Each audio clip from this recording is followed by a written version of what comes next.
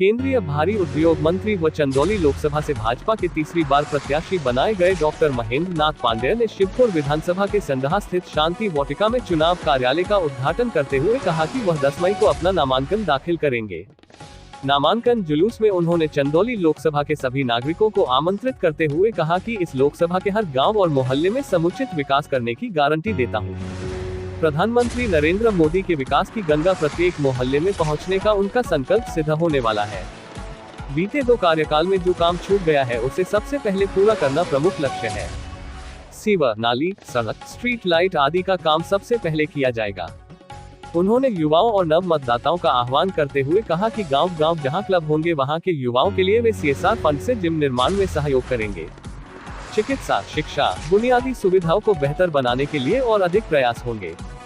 कहा कि प्रधानमंत्री मोदी का जुड़ाव सीधे जनता से है, जबकि विपक्ष के लोग झूठ फरेब का सहारा लेकर हवाई किला बनाने में लगे हुए हैं।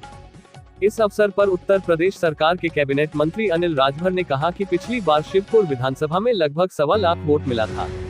इस बार यह आंकड़ा 2 लाख के पास जाएगा और विपक्षी नेता की जमानत भी जब्त होगी।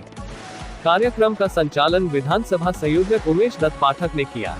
धन्यवाद ज्ञापन जिला अध्यक्ष व MLC हंसराज विश्वकर्मा ने किया। राज्य मंत्री दर्जा प्राप्त पूर्व जिला अध्यक्ष राम प्रकाश दुबे ने बताया कि आज अजगरा, शिवपुर और सकलडीहा विधानसभा में कार्यालय का उद्घाटन केंद्रीय मंत्री डॉक्टर महेंद्र नाथ पांडेय के कर कमलों से हवन पूजन के साथ संपन्न हुआ। चंदौली लोकसभा के अन्य विधानसभा में कार्यालय पहले ही खुल चुके हैं। इस अवसर पर अजगरा विधायक तीराम, लोकसभा प्रभारी ओंकार केसरी, विधानसभा प्रभारी अजय उपाध्याय, डॉक्टर लोकनाथ पांडेय, डॉक्टर मारुत नंदन मिश्रा, अजय सिंह कोटू, व्यवस्थापक पंकज त्रिपाठी, सांसद प्रतिनिधि नवनीत श्रीवास्तव, विनय मौर्य, अशोक पांडेय, हीरालाल जायसवाल, धर्मेंद्र पांडेय, धर्मेंद्र पटेल, भाजपा नेता नित्यानंद पांडेय, भाजपा जिला अध्यक्ष निषाद, पार्टी के जिला अध्यक्ष पार्षद उर्मिला पांडेय, भाजपा नेत्री सीता मिश्रा, मीना तिवारी, दुर्गा सिंह समेत हजारों कार्यकर्ता मौजूद रहे। जो पुरुषार्थ किया और उसके बदौलत जो परिणाम आया, उस परिणाम को पूरे दुनिया ने देखने का काम किया। मैंने कहा ऐसा लड़ाई नहीं होगी, और आज भी कहना चाहते हैं कि शिवपुर में तो हम लोग काम करेंगे, लेकिन सकलडीहा में भी विजय का पताका कैसे लहरेगा, सैयद राजा में भी विजय का पताका कैसे लहरेगा, और दीनदयाल नगर मुगलसराय में भी कमल निशान का परचम कैसे बुलंद होगा, इस बात की भी जिम्मेदारी शिवपुर के लोगों को लेना पड़ेगा इस बार। और मैंने कहा कि पिछली बार 40,000 से हम जीते थे। समाजवादी पार्टी और बहुजन समाज पार्टी के गठबंधन को माटी में मिला देने का काम शिवपुर के लोगों ने किया था और 40,000 से जीते थे।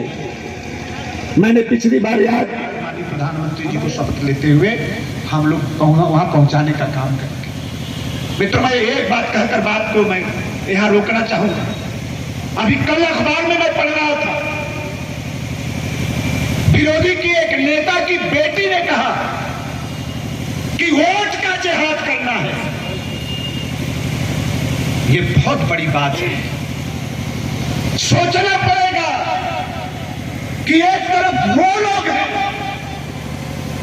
जो देश को तोड़ना चाहते हैं, लेकिन बूढ़ सबके एक दिन होई तो जब बूढ़ हुई तो उसे लड़का पूछे, आप मोदी के देख ले रहा, भाषण सुन ले रहा, नजदीक से देख ले रहा, सच कह रहा हूं, ये दुनिया में बच्चे आज से कुछ दिनों बाद लोग पूछेंगे, अरे हम लोग जो है, हम हैवी इंडस्ट्री के मिनिस्टर, कितने उद्योगपति आते हैं, लेकिन उनको को मालूम ना यहाँ अनुशासन कितना कड़ा। क्या हमारा मोदी जी के संग एक फोटो हो सकता है?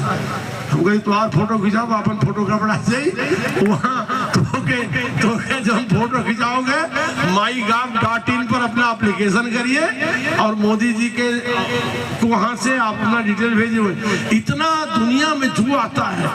मुझे मैं बता रहा हूँ, मतलब मेरी बेटी पढ़ती थी एक स्कूल में DPS में दिल्ली में, उसके प्रिंसिपल का लड़का जो है अमेरिका से आया था, वो 5-6 दिन प्रयास किया कि किसी तरह से अब हमारी बेटी में मोदी जी से एकदम फोटो हो जाए।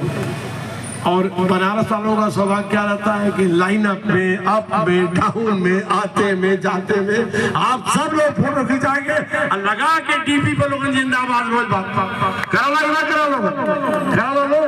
तो भैया हमन के सौभाग्य हम पहले पता लगोली कि उनके नाम कर हम 14 में कही 1900 में तो पता होता लगा ले जब उनका निर्णय कहिया हुई तो वहां का कैंप बनाई हमारा तब मार्गदर्शन मिल गया है। तो हम 10 तारीख को 10 मई को चंदौली में आप लोगों को 10 बजे आमंत्रित कर रहे हैं नामांकन में। हमारा नामांकन कराने के लिए आप सब शानदार संख्या में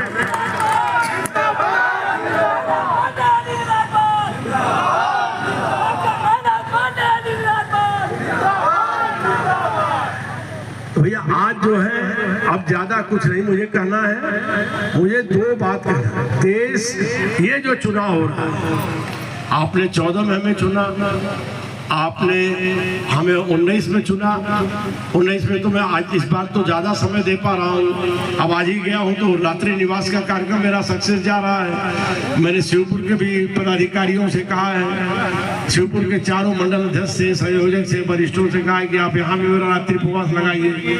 सैयद राजा से कर लिया, मैं भी आज रात्रि से कर लिया, मैं प्रवास है, कल सैयद राजा में प्रवास है।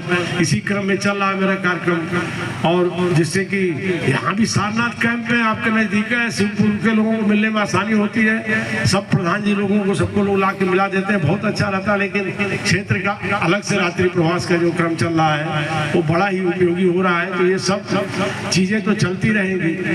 तो पहले से जब आप 10 दिन में इतनी शानदार जीत हमें कराए तो इस बार तो समय भी हम आप लोगों के बीच देने का अवसर मिल रहा है। तो ये जो चुनाव है, यह चुनाव एक युग परिवर्तन का चुनाव है। आपको माने केवल मैं अपने राजनीतिक जीवन जिया हूँ पूरा, और मैं भारतीय जनता पार्टी के गठन काल से मेरा सौभाग्य है कि भारतीय जनता पार्टी के गठन काल 1980 से काम करने वाले उत्तर प्रदेश के अंदर जो वरिष्ठ नेतागण हैं वो सब वरिष्ठों में से मैं भी एक छोटा सा वरिष्ठ कार्यकर्ता हूं कि 1980 से भाजपा जब बनी तब से मैं पार्टी का काम कर रहा हूं। विद्यार्थी नेता के बाद संपूर्ण जीवन इस काम में लगाया। आप सब विचार करें कि आज मोदी, मैं अंग्रेजी का एक शब्द बोला, मोदी इफेक्ट, मोदी का प्रभाव।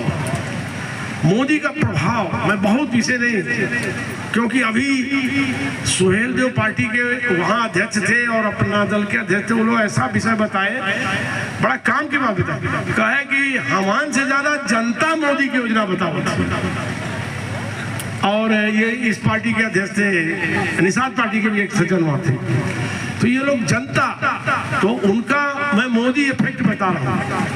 आप विचार करिए कि हम देश में सरकार में नहीं थे, राज्य में सरकार में नहीं थे। हाई कोर्ट की बेंच ने 3 सदस्यीय, यहाँ अधिवक्ता लोग भी निर्णय दिया राम मंदिर का, तो हाई कोर्ट की बेंच ने जो निर्णय दिया उसको जमीन मान के, जैसे जमीन का बंटवारा होता है उस तरह निर्णय दिया। जबकि जितने दावेदार थे सबके हर वाद में जिसकी वकालत अनेक अधिवक्ताओं ने किया, स्वयं हमारे वरिष्ठ नेता रविशंकर जी ने किया, और सब में था कि हमारी आस्था का सवाल था। लेकिन हाई कोर्ट की बेंच ने निर्णय दिया